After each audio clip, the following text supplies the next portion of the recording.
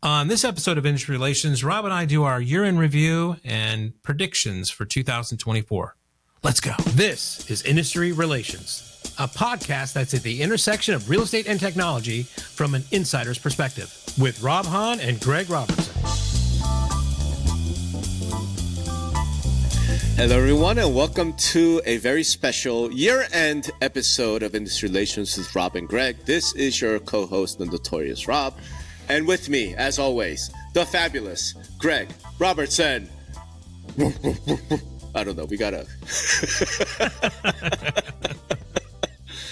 My jazz hands have gone somewhere deep. Exactly. And I don't even know what that noise was. I'm embarrassed now at myself for making that noise. But hey, man, we made it through 2023. Almost.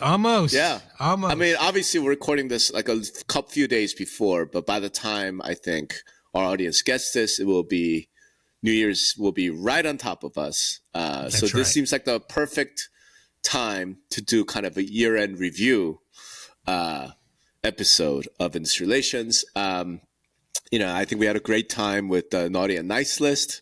We've got some comments already. Yeah, I saw somebody texted me like, I'm sure a lot of people shuddered in fear when they first saw the title of your of your podcast. I'm like, well, I don't know about that.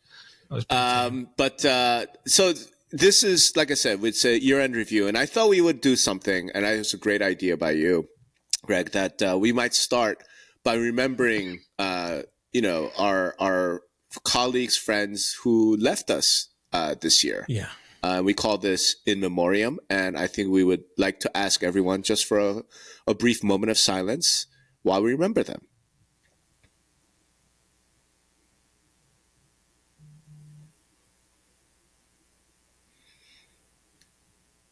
Yeah.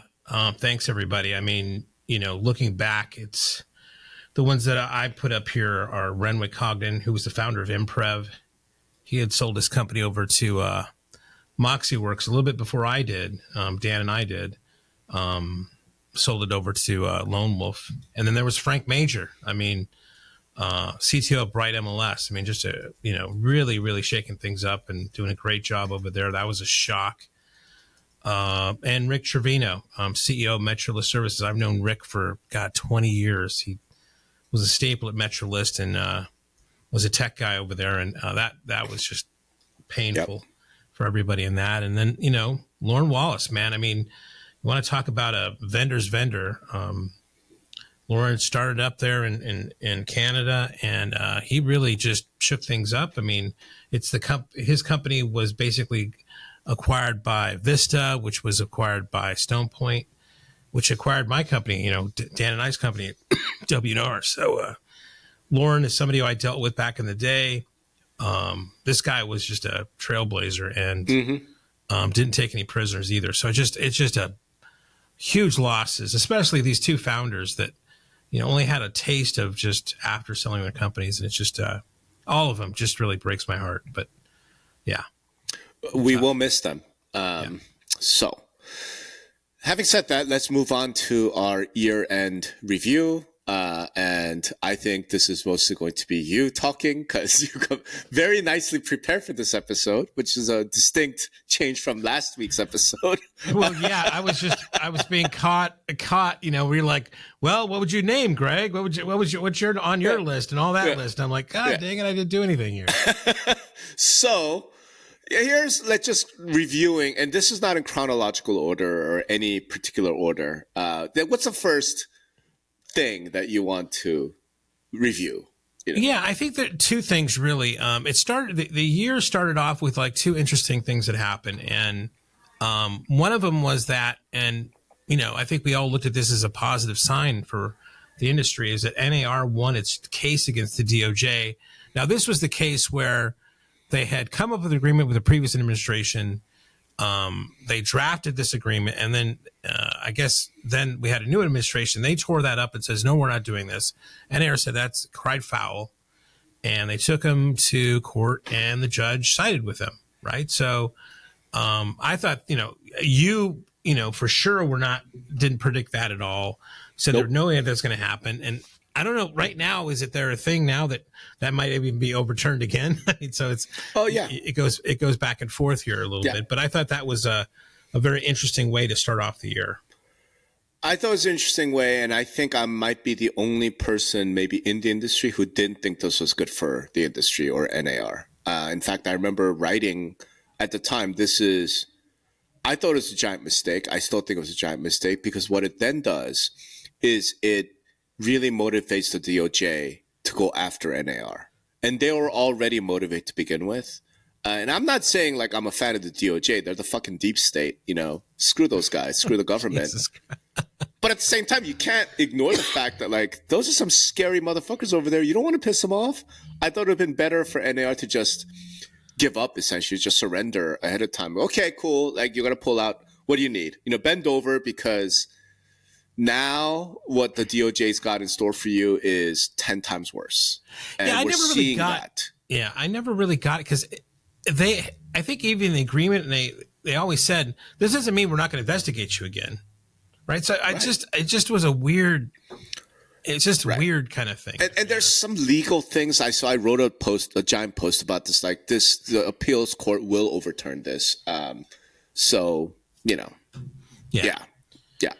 But that's a good one. All right. Yeah, I mean, the second thing is that I think what is now really being called the kind of portal wars really started to kind of heat up here in the beginning of the year, where there was a big rumor out there that CoStar was buying Realtor.com, right? That's right. And everybody was like, what the hell is this all about? And there was rumors of it being a $3 billion deal. I remember seeing Spencer Raskoff on some podcast saying that was too cheap. I mean, obviously he wanted whatever comp it was for the other things to go up. But that was definitely on everybody's. Everybody was talking about that for a while there. Let me ask: did you think it was rumor, or do you think there was some fire there? You know what I mean? Like where there's smoke, there's fire. I totally think they were absolutely. I think Andy even said it's like, well, we looked at them for sure, but then decided, they had, we're going to use what they got, right? They bought homes.com. It seemed kind of an odd thing. Then, nowadays, I mean, it does look shockingly smart. I mean, if you really, and, who knows whether the Realtor brand is really, the average consumer understands, what that is, but if it's been tarnished or not. But, it does seem like a good move for them, right? For sure. Yeah. Yeah, no, I remember that. Yeah. And it's like, it's not like the portal wars have gone away, right? We're in a different portal war now. I feel like Redfin has sort of stepped back from the portal war, and it's really between Zillow and CoStar now, right? It's between Zillow and Homes.com. And what that brings us in 2024, we'll find out. But it's sure to be pretty interesting with all the other changes that happened in 2023. Yeah. So, yeah. Looking at it also, with such a flurry of activity as far as like acquisitions and mergers and things like that happen in 2021 and 2022, not a lot of companies got acquired. The biggest exception here was actually a very huge one where Inside Real Estate had bought Boomtown.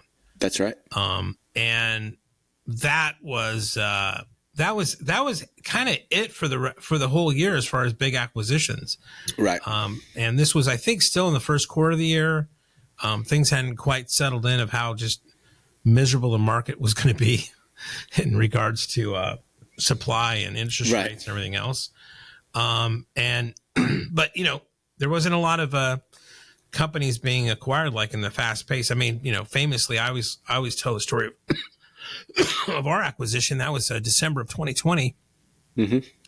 And, subsequently Lone Wolf had bought 5 companies in the span of 9 months. Right. And there were other companies that, had been bought before. Emprev was bought before that. Renwick's thing.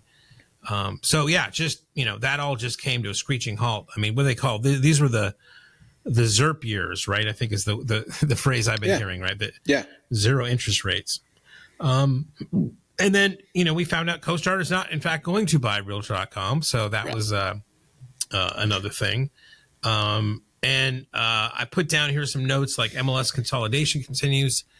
There have been a few associations that have been merged into MLSs. I think the latest one was a very small one in Emirates territory called Quincy. I think there was a big one that happened with one key MLS, or a larger one key MLS, Hudson Valley or something. I can't remember the exact name of that. Which was again, and there's some other ones in the beginning of the year. I just don't remember the ones, but I know we're getting. The thing is, like, we've talked about this. Like, okay, man. So now, what are we down to now? 533. Do you know what I'm saying? Like 522 is, and it's too slow.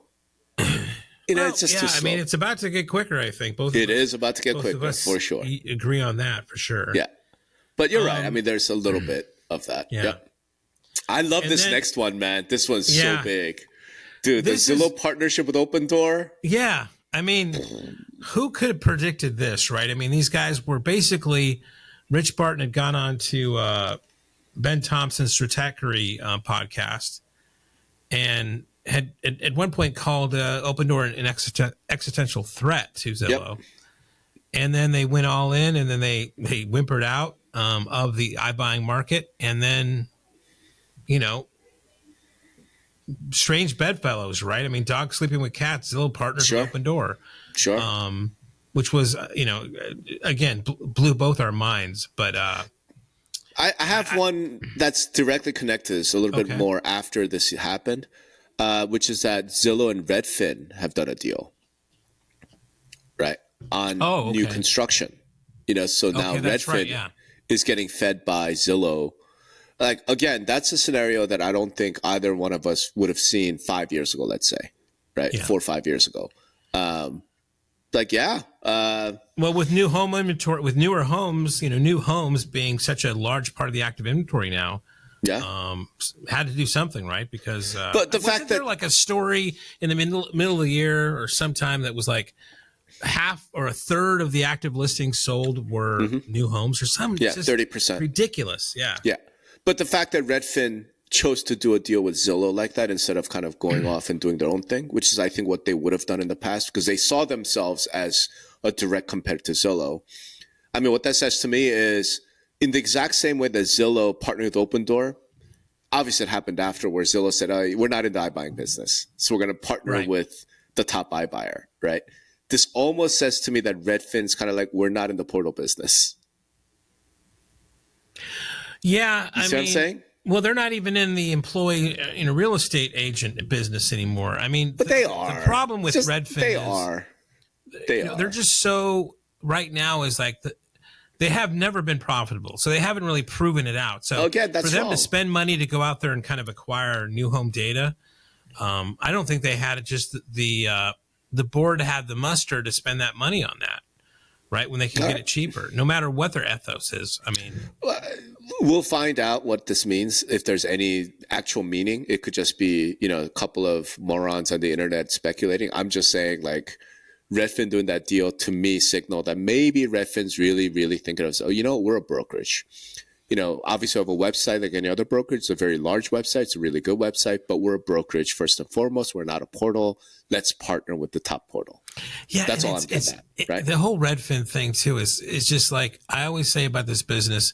At one point, the disruptors come back to mama, and what I mean by that is that they think they can do it without agents, or in the case here, they'll have their own employed agents, but somehow that model always goes back to, well, we're going to partner with agents, or now Redfin is going to like pay their top performers, on commission in a sense, right? So it's that model which gives me a little bit of hope for, that, how things are going to go forward, even with all these trials and stuff. I mean, it's, so here's, it's a very, the model is just, it's very, it's still undefeated. I mean, so far. Hold on a second. I mean, you've made a couple of really key misrepresentations, which leads to disinformation. Interpretations. Right. First of all, Redfin did go to a different compensation structure, right, where they're compensating agents more than they were previously, and it's more that split type model.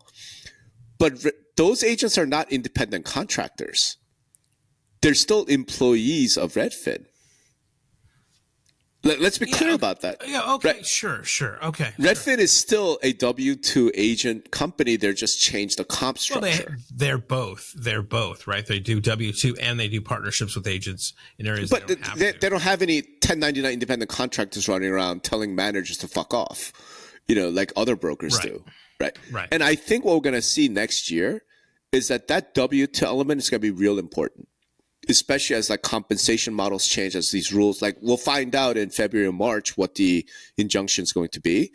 Redfin's going to be able to react to that way faster than any other brokerage because their agents are W-2 employees who have to do what the boss tells them to do or get out. Right now, from a monetary standpoint, maybe it doesn't change. Maybe Redfin has figured out, in order to really incentivize our top agents, we've got to pay them in this way. But there's always been this notion in the industry that the way you pay people and W status go hand in hand. And I think Redfin's going to show that it doesn't have to. It doesn't have to be that way. You could have employee agents who do have to take your classes, who do have to show up for meetings, who do have to, like who actually have to be employees, but still compensate them on a percentage basis. I think we're going to find that out. So I'm not ruling Redfin out, dude. I think Redfin could be the surprise story of 24. Oh, wow. Okay. All right. Yeah. Maybe we'll have our predictions. All right. Next. I have down here, Morel receives class action status. That, it's so goddamn confusing now. Right. I think Housing Wire put out an interactive map of all the damn copycat lawsuits going on in the country. So maybe we'll put a link in the show notes to that. Yeah. It's just whatever. Yeah. Then some of the bigger MLSs got together and launched a portal called Nestfully to a much confusion. Yeah. What'd you think about that? I don't think they launched it to really compete with, the normal portals out there. I mean, they don't have the scope or anything else. I think. So why'd they do it? I think they had to have some sort of public presence for their MLS members and subscribers as call it a side bet, right? Call it a just in case. Because I don't think we ever did an episode on Nestfully because there was so much other stuff going on, right? Yeah. So it kind of flew under the radar, but I was just curious because I'm like, what are y'all doing? I don't get it. Again, I think I would characterize it more as a side bet. If there's so many things going on in the industry and, with the whole, Zillow buying showing time, I think the MLSs are, we're circling the wagons more a little bit. And we can talk about that later on a little bit on kind of what I'm doing now a little bit. But yeah, I mean, I don't know if it's going to get, what kind of traction it's going to get or has got, but I mean, I think to me, it was more of a side bet. Okay. Keeping on the MLS front, I will say just, as somebody who pays attention here, just to, again, from a vendor's perspective, really saw the rise of Retsby AI and Cubicasa with floor plans. So this is the AI component would be mostly people would use it in maybe some compliance stuff, but really photo tagging, right? Yeah. And I think that's adding another rich data element to real estate data, and I've just seen those guys, more and more MLSs have partnered with them and using that technology this year. Same thing with Cubicasa. I mean, I've been pontificating, evangelizing floor plans on MLS for a long time now. Zillow does it with some of their, with their upgraded listing kind of content, but hopefully there's going to be basically a tipping point on both of those where most photos are tagged as, master bedroom or primary bedroom and, backyard, kitchen, those kind of things. I think that's going to be great for, will cause some innovation in some of the real estate software programs out there and floor plans. I don't know. It's just, to me, looking at a floor plan to me is just, it's, as I've written before, it's almost like the way aerial images were introduced into real estate when you could add like an aerial image or a map to it that was auto doing that. So I'm 100% on both these guys. I'm singling out two companies here, but just the fact of AI in regard to photo tagging and floor plans, no matter what the technology they're using, I think is a good thing. Yeah, I think it's just the start of it. Before we leave the MLS space, I want to throw something more MLS out there. coming here, but yeah, go ahead.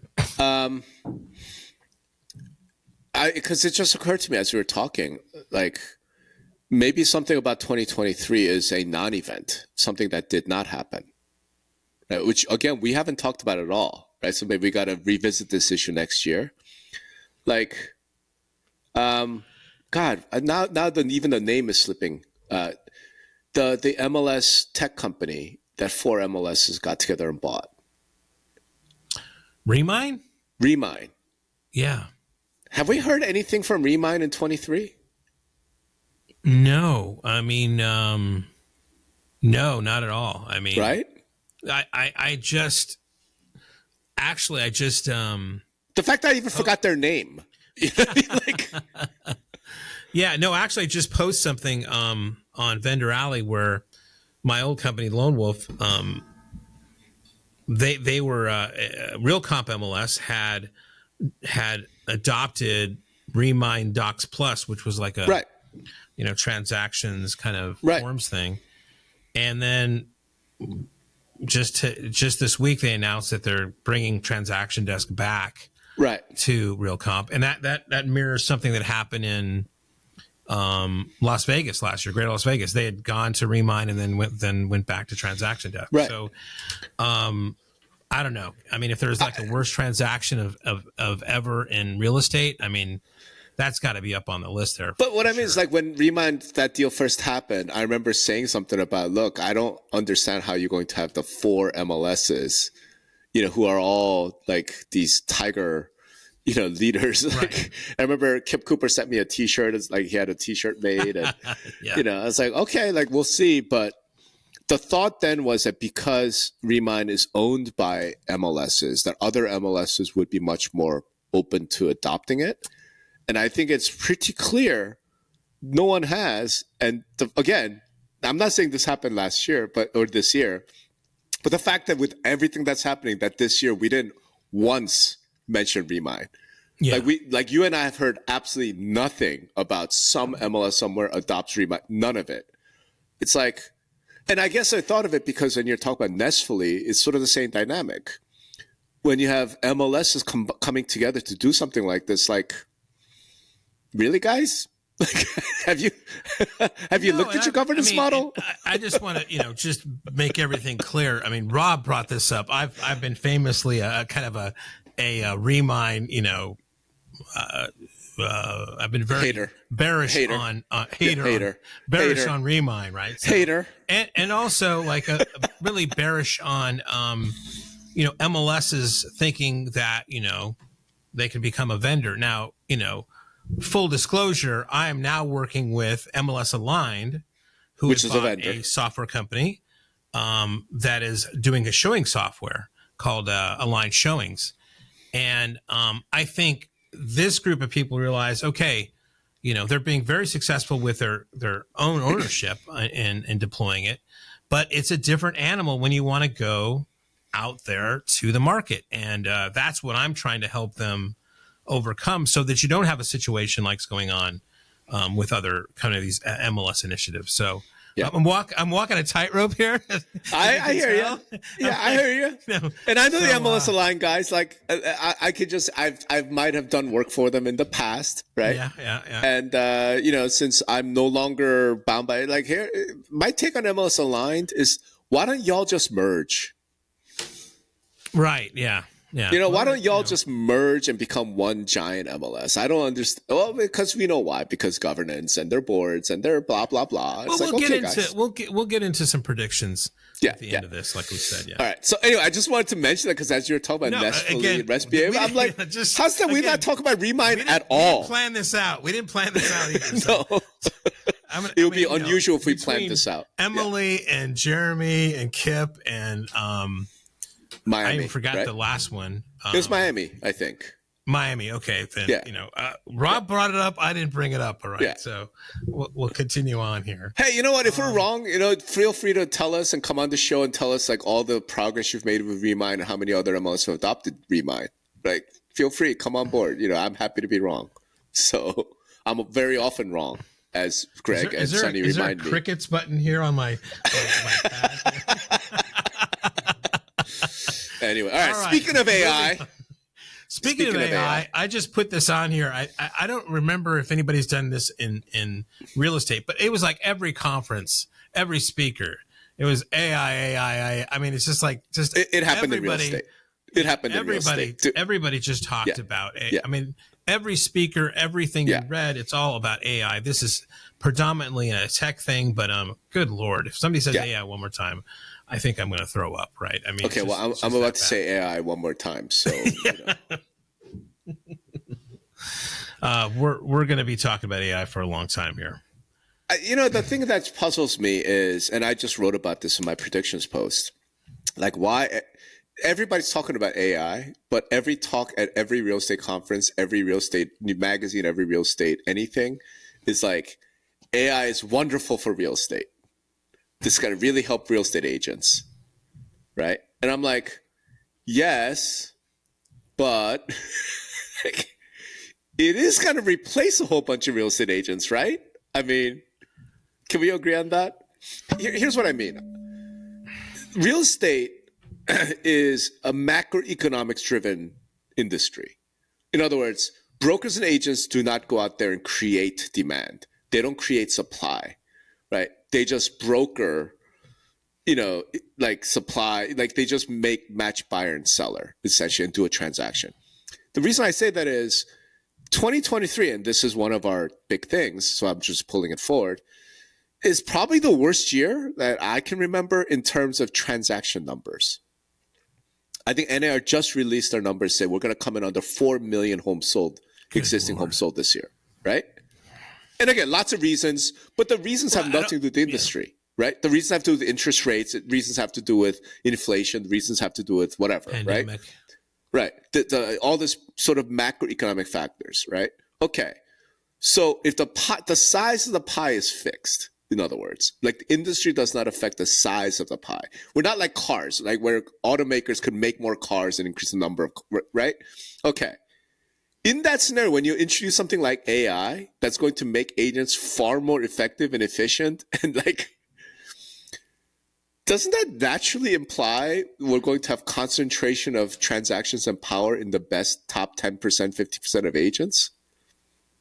Right? No, so I was listening to another podcast the other day, and I think the way I heard it, this is like, anything that has helped productivity, any technology that has helped productivity, it did maybe in a certain industry lower the number of people there, but then it brought out a whole other industries because of it. I mean, what they were saying was something like the tractor, right? If you look back with the introduction of the tractor, I mean, in the U.S., there was probably, 40% of people were involved in agriculture. By the time, the tractor and other things were introduced, it was like 2%. But the country grew, right? There's other things that came of it, right? So I don't know if it's such a death sentence. There might be just new ways because of that productivity that open up other things in real estate that we don't even know about yet, right? Yeah, don't get me wrong, man.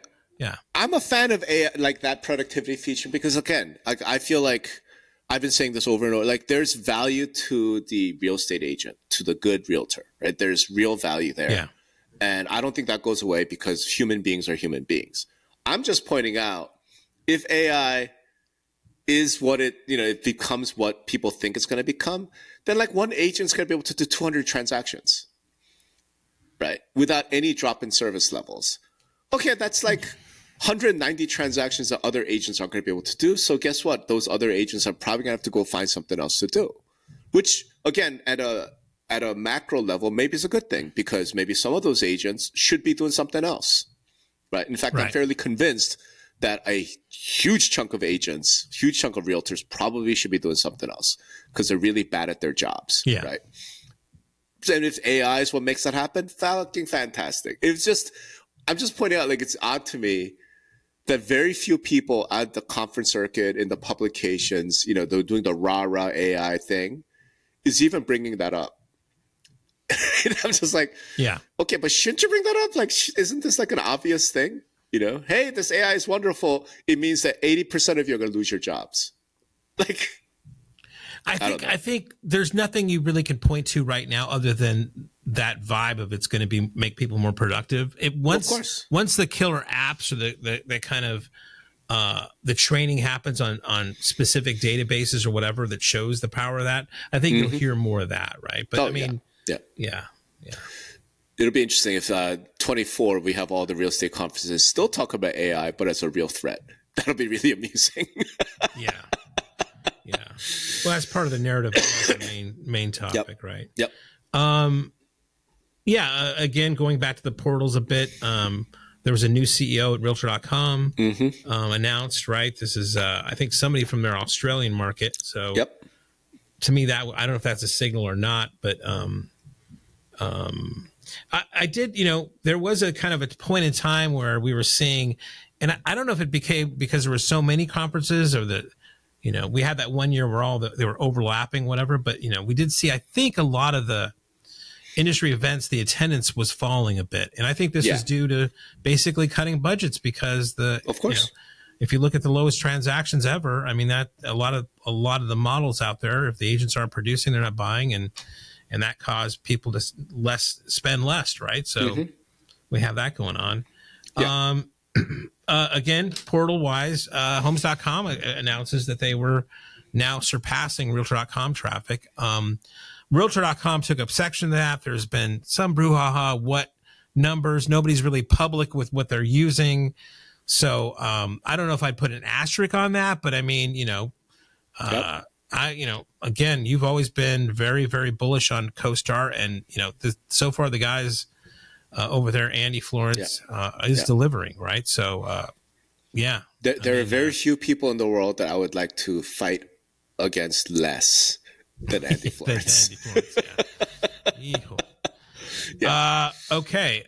Bright MLS. I mean, with all the talk of these settlements and everything else, and not settlements but lawsuits, just broke free because Northwest MLS had announced that they had changed their compensation policy, but they were broker owned. Bright MLS to kind of announce this really was something different because they were NAR affiliated, and that caused a little bit of stir in the MLS world where NAR said, well, we've always, we've never ever, cared about. This is always the case. This is always the case, which was the biggest eye roll in the goddamn industry was absolutely when that thread was revealed. Absolutely. And you know what? Here's the thing. I think that's actually important to point out, right? That it wasn't even like 2 years ago when Bright went to NAR and said, can we do this? And NAR said, absolutely not. You must offer compensation. It must be over zero. And then now to even pretend like the level of gaslighting over there, like, guys, the game is up. Like, we now see very, very clearly. Right? I mean, I think it came up in the trial too, right? Where they kind of like, we've never threatened anybody with this and that. And then boom, just right. Here's a letter. Right. Yeah.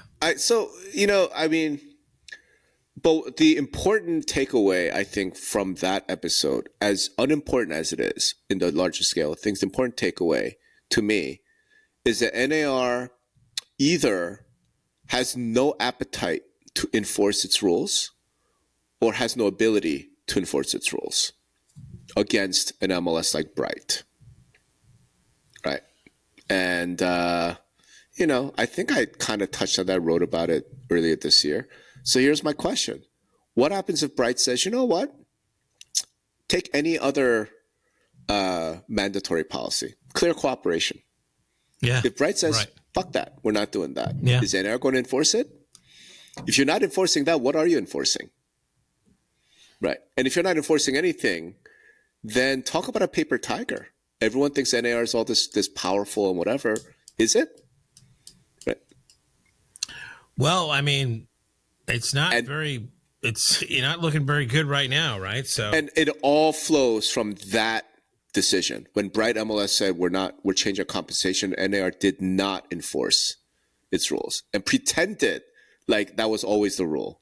And I use the word pretended because, like you said, everyone in the MLS space, giant eye roll, like, what the fuck? Like, what are you talking about? It would have been more honest for NAR to come out and say, you know what, we're going to change this. it used to be we didn't allow this. We're now going to change it to allow it. Yeah, and and again, I always seem to be defending these guys, but it could be a little bit gameplay because the trial was coming up. This is a bit before the trial, so Yep. you never know with all this stuff, Rob. So. Sure. Okay, keeping on kind of that, MLS Penn, who Nolcevic, what the hell was that? I Nosalek. Mispronounced. Nosalek. Say it again. Nosalek. Nosalek. Okay, they settled with them, and the DOJ wasn't, or the judge first wasn't happy with the settlement, the first settlement. Then they tried a second settlement. And judge was okay with then that. The DOJ came back and says, well, we're still not happy with this. Judge said it was okay, but the DOJ has now said it's not okay. When I wrote about this recently, the first thing that came to mind was that old gag with Lucy and Charlie Brown and the football, and how she would convince Charlie Brown to kind of kick the football, but at the last minute would always take it out of the way, and Charlie Brown would always fail for it. But that's what it feels like here. But there's supposedly, I think, something where the DOJ supposedly is going to actually, by February 15th, actually say what they want, which we've been waiting for forever, which we've always said, well, they're never going to do that. And I still think they're never going to do that, but we'll find out here. I think they will. I think they will. Okay. All right. Good. And I think basically what the Department of Justice is waiting for is the injunction in Sitzer. Right. That's what I believe. And so once that Sitzer injunction comes out, then I think the DOJ will go back to the no-select judge and be like, this is what we want. Because I think the Sitzer judge is going to hand down a hammer. Because, and what's his name? Ketchmark even said so. Like, he came out and admitted, like, I've been in communication with the Department of Justice all along. Before, during, and after, yeah. Before, during, and after. And in this whole settlement injunction thing, he has to file a motion. Like, I'm sure he's crafting that with the DOJ. So whatever that injunction, at least proposed by the plaintiff, will be what will reflect largely what the DOJ wants, right? And I think once that's in place, then I think the DOJ goes back to no select judge and say, hey, so this is a federal judge issued this injunctive relief. You should do the same. The settlement needs to incorporate this. I think that's what they're going to do. All right. Next up, I think is, I have it down here, the Rapatoni outage. Oh, my God. That was a big deal. Yeah, it's funny because I think if you look on my blog of Vendor Alley, I only mention it after things got settled down because it's bad juju to me because, as much as maybe the other vendors, it's human nature to, like, when you see your competitors, fumble, right? But this could happen to anybody. Now, it's arguable whether it could happen to as big a company as Black Knight or CoreLogic, but still, it's just, I've seen it too many times before. Anybody says that it's impossible. It was a terrible thing to happen to those guys. Yeah. It was a ransomware attack, wasn't it?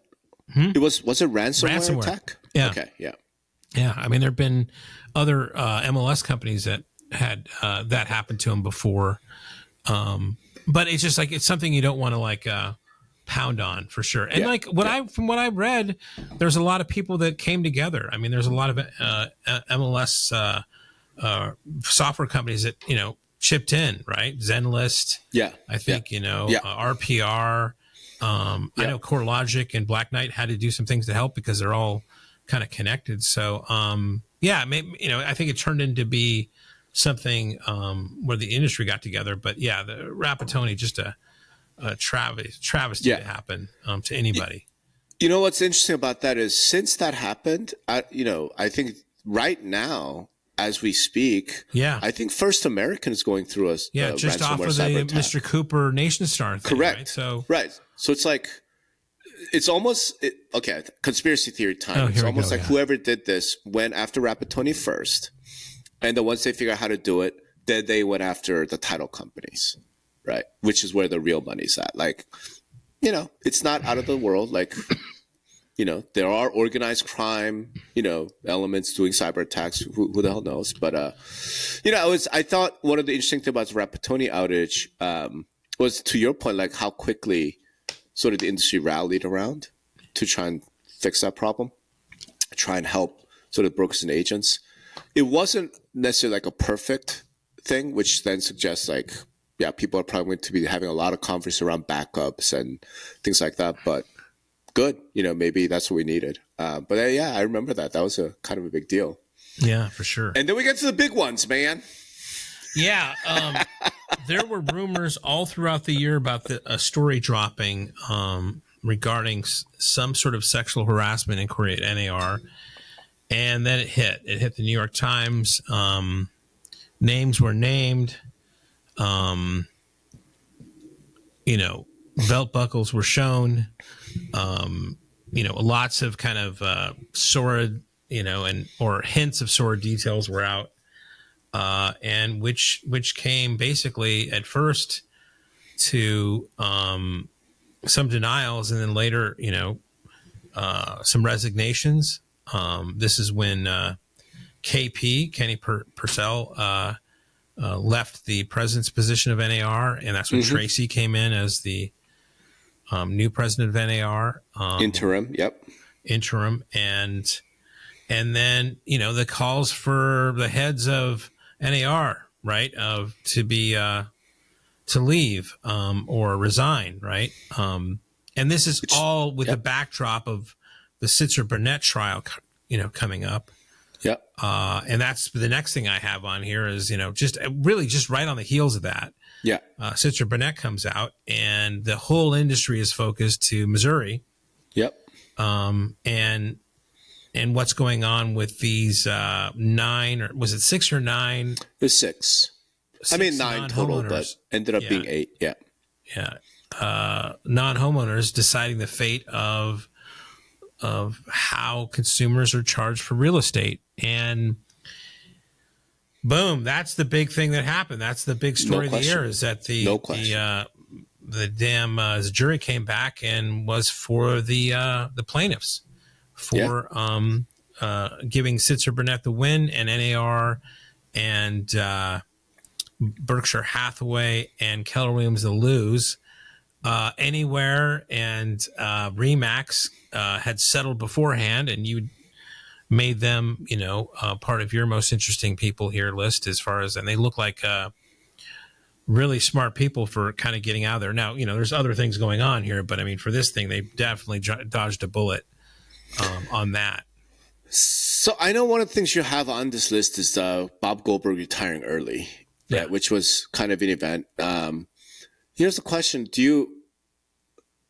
which issue do you think led to that? Is it more the sexual harassment issue, or is it more the Sitzer-Burnett issue, or is it a combination of both? Like, why leave early like that when everyone knew you were scheduled to leave? And I think it was in 24, right?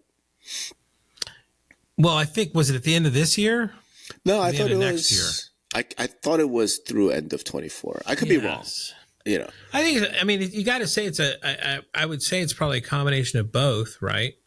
But I mean, maybe there's an optics thing there, right? Where if you're leaving, is it better to leave upon the story of a huge sexual harassment accusations, or is it better to leave on the story that, you lost a lawsuit about commissions? A big one. Yeah. Yeah. I don't know which is second question wise or whatever. Do you think he voluntarily said, I've had enough of this, or do you think it was forced out? I think he left. I think he saw the writing on the wall and just left voluntarily.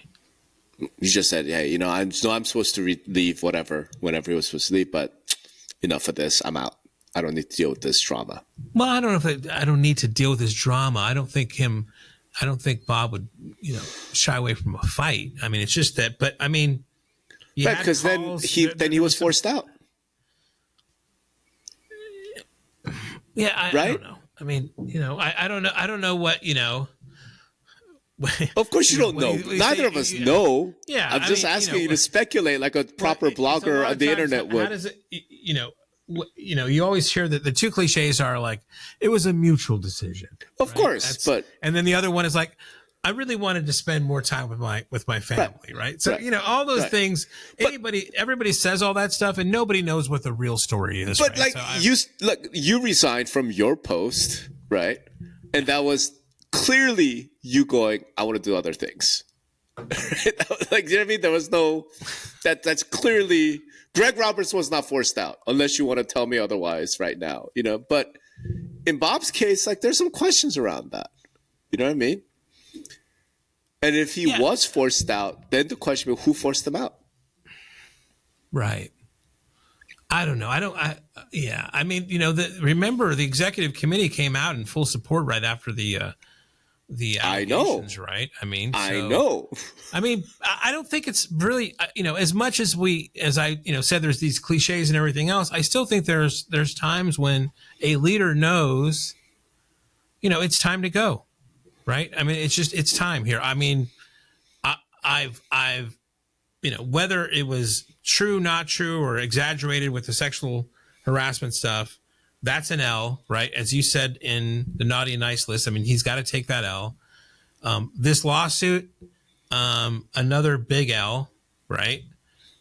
You look at the macro market that's going on. It's like, how am I going to really improve things? It's like, maybe it is, a guy could be self-reflective enough to know to himself and say, maybe this does require some new eyes. And honestly, it's gonna be a tough O. I'm out of here. I mean, that's not so crazy either. It's not so crazy. No, I'm not saying it is crazy. But to your point, I mean, you've known Bob way longer than I've known Bob. I've only met him a couple of times at conferences. And like you said, it's not like he's afraid of fighting. He spent 36 years, 38 years, whatever, at NAR, right? For a leader of that stature to be like, hey, things are rough, so I'm going to leave early. That doesn't feel right. But right? Again, that's the captain jumping ship early. I think before all this stuff, he'd already announced he was going to retire. I understand. Yeah. Right. So there was already that in the atmosphere, right? Yeah. So it's just, this is not more of a forced out situation, of more of like, I'm just bumping up what I told everybody I was going to do anyway. Which is abandoning ship when the ship has hit an iceberg. Yeah. Okay. Well, right? No. You go ahead. Spin it. So think about so think about this. Let's say Bob said, "You know what? I've had enough. I'm out." Right? So basically, he's then going to put a new interim CEO, Nikia Wright, at the precise moment when NAR is going through the most turmoil. Nah, I don't think Bob's that kind of guy. Like I said, I don't know him that well, but that to me. But again, he may have made the decision or the extrapolation of like, I'm going to cause more distraction than I'm going to actually help, even though I think I'm the best person to do this, and because due to that, I'm going to leave. What? Really? I'm going to cause more distraction by staying through the end of... Well, I mean, there's a lot of people that were calling for heads to roll over there for sure, right? Right, which says forced out. Right? Yeah, I don't know why we're arguing about this, because we're never going to know. So we're never going to know. Unless somebody wants to call in and give us a tip. But anyway, no, it's again, I bring it up because you do have that as one of the big events of this year. And it is a big event. When the CEO of NAR changed, that's a big event. So then the same token, then we have to say a big event was Nikia Wright being appointed as CEO, right? Yeah, even though she is a big giant cipher, and right now it's looking like she's a substitute teacher, just in there as an interim basis while they complete the executive search. You never know, right? I mean, maybe she's the permanent, right? Because the incumbent always has like an inside track. So that could be interesting. Yeah. Okay. Well. Yeah. Somebody completely from outside the industry. So that'll be interesting to see. All right. Next.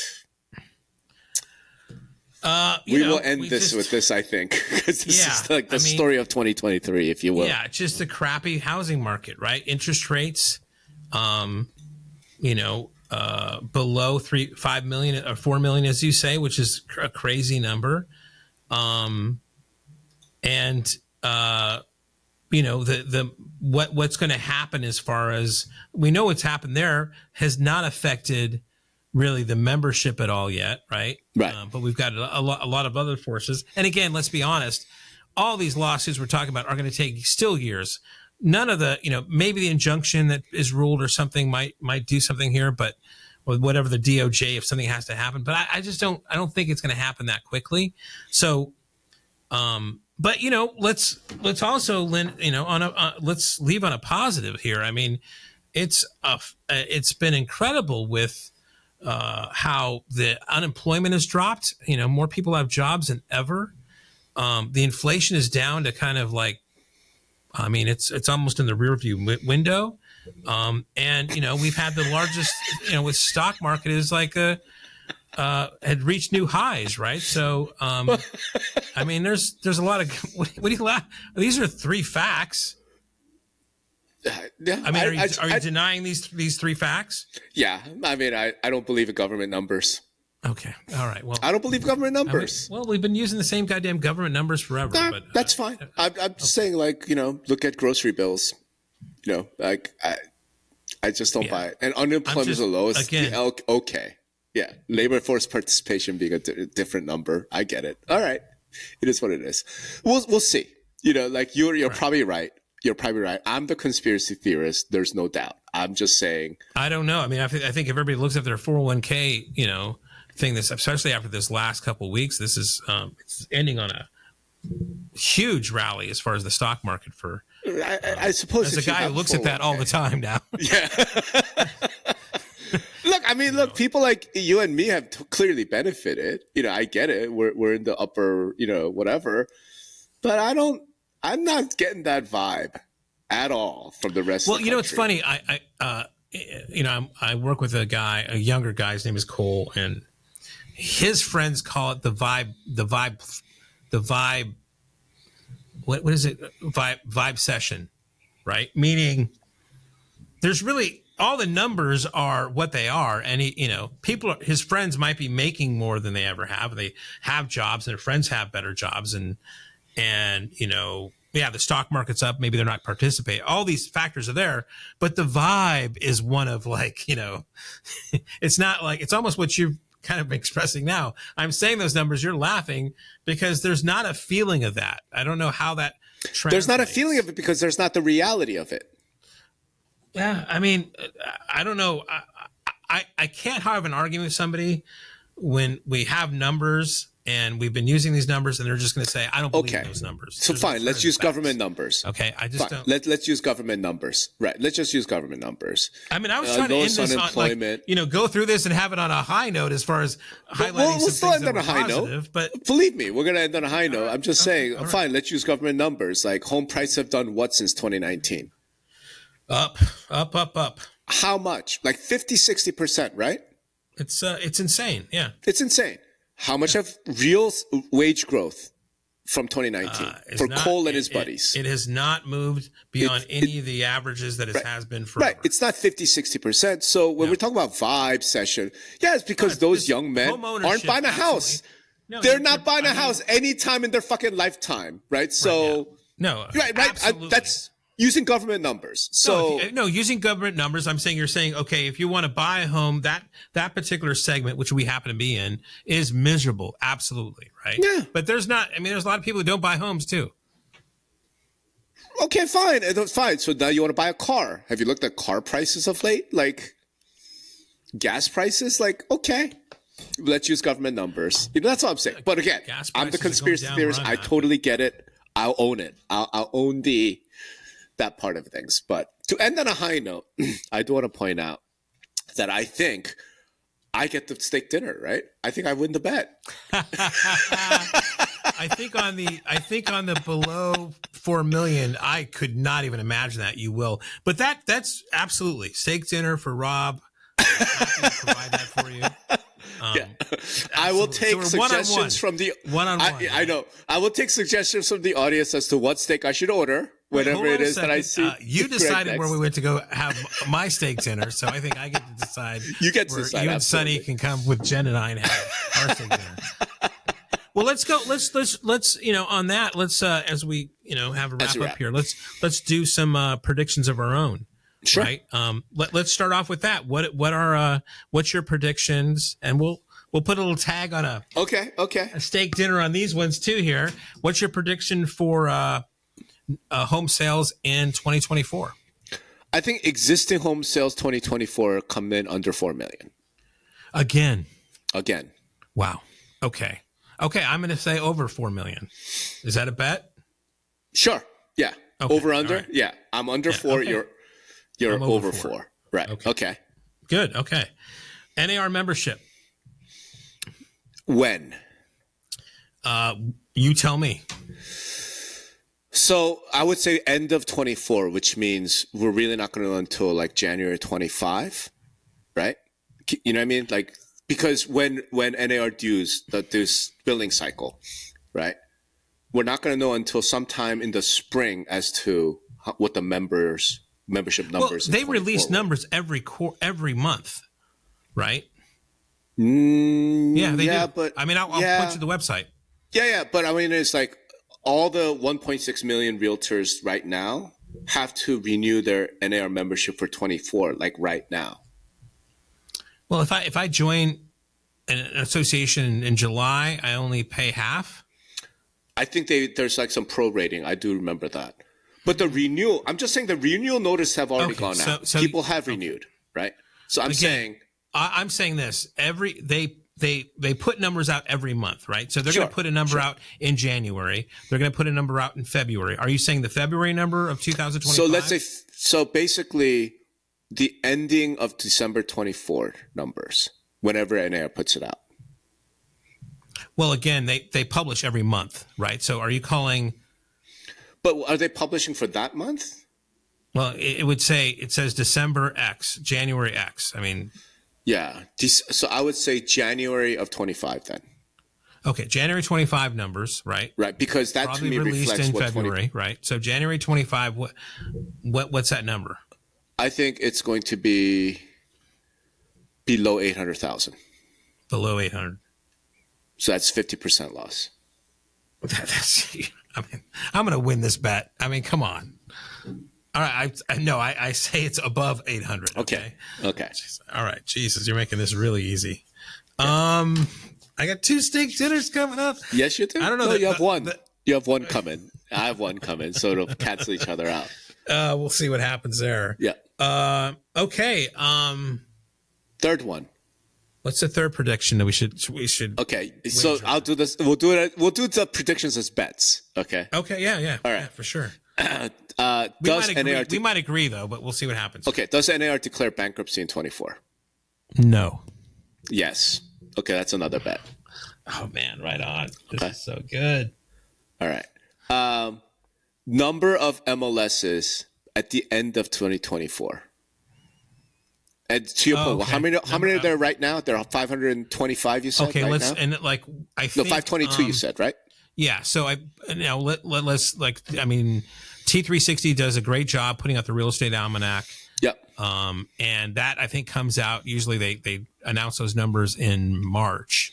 Yeah. Right. So we're not going to know until March. Whenever. Right. Number of MLS at the end of 2024. Right. So which over under. Over under. So it's 522 now. Man, I don't quite think we'll get below. Well, there's 2 there. I would say 495. Okay, I will take the under. Okay. Greg says 495 MLSs. Yep. Rob under that. I love this. What else is there? Let's see here. Who wins the presidency?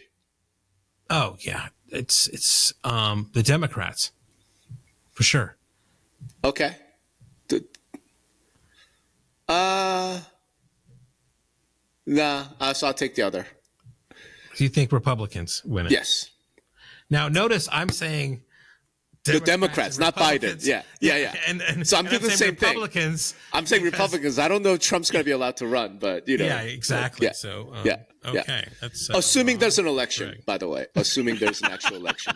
You are so on fucking on brand, dude. So funny. All right. What was I was just thinking of something too here. I mean, it's been a tough few years, and I hate to be, this is, maybe sound negative, but let's just limit it to public companies. Yeah. Do any of the public real estate companies, you think NAR is going bankrupt, but is anything major happen to those stocks? Those, I mean, are we looking for what's net the bet? What's the bet? Yeah, I don't know how to. I was going to say, do you think any of those are going to go bankrupt? But that might be no. Yeah, no, none of them. I don't know if there's a metric we can use there. With the exception of I don't know, like a small public, like a Fathom. I could see them suffering, with all the downturn and lawsuits and whatever, right? Yeah. I don't really see the big ones though. Okay, here's one. Okay. Do any state associations, I'm going to leave it to state. Okay. Sever from NAR? Yes. I say no. Okay. I'm going to have so many steak dinners. That's so fucking good, dude. Absolutely no question. At least one state. At least one. No, not even, dude. At least one. Probably multiple. They're out. Well, this is going to be like a Q1 steak fest. I don't know. Too much protein. How could there be? Oh, you mean Q1 of 25? Yeah, exactly. Yeah, we won't know, some of this stuff until whenever. I don't know. Like the state association, I would probably collect pretty early because if one leaves, I won the steak dinner. That's true. Yeah, absolutely. I guess he is. Okay. Yeah. Okay. All right. I think that's good, man. Those are solid. That's solid. I mean, you've done it. I mean, I don't know if anybody's. I mean, if you haven't read Rob's predictions on his blog, please go and take a look at those. I think those are really solid. I appreciate that. And here we go, man. Into the year, dude. What a wonderful 2020. Last episode. Of this year. I think we're gonna pause. We're going to skip because of holidays. So I think our next show will be January 10th. Right. Is when the air date is. We'll probably record the first week in January or something along those lines. Let me wish you a Merry Christmas and a Happy New Year, sir, because I will not speak to you before then. Happy holidays. Yep. Same to our wonderful production team and to all of you listening. I mean, it's been a momentous 2023. I don't want to say it's been a great year. It's been a momentous year. And I think we'll all look back on this year as being one of those pivotal moments. And 2024 promises to be exciting, wild, crazy, and woolly because election years always are in the housing market. And with everything that's happening, it's going to be a wild ride. And we look forward to seeing y'all next year to do that together. And I've just been thrilled to do this with you, Rob. It's been a way ups and downs year for me as well. And I just enjoy every Friday we get on here and talk about this and also talking to the listeners. I mean, thanks again to everybody who listens. And when I go to trade shows and I told this story once, I was at a bar ordering something and somebody looked at me literally where to go. I recognize that voice and that's a podcast, right? So thanks for everybody for listening. I truly appreciate it and all the support you guys have given me. Thanks, everyone. Ciao. Listen, content is everything. Two Brothers Creative makes it look easy. Right now, business owners really only have two options. The first option is hire a big firm. Now, this big firm's going to come in, make you think that they invented all the algorithms, and start charging you thousands of dollars every month. You don't want to do that.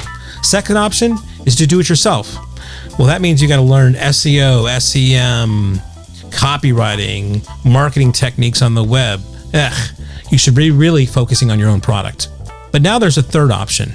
It's called Content in a Box. Give Two Brothers Creative 30 minutes a week and they'll handle everything. Plus, they'll show you how to bring it in-house later on. They'll rebuild your marketing foundation and give you tools and techniques and a new marketing playbook that'll actually produce real results and help you grow your business. Two Brothers Creative will give you the confidence and know-how to tell the SEOs and SEMs and all those other acronyms to get fucked. You're in control now. Get started today at thecontentbox.com.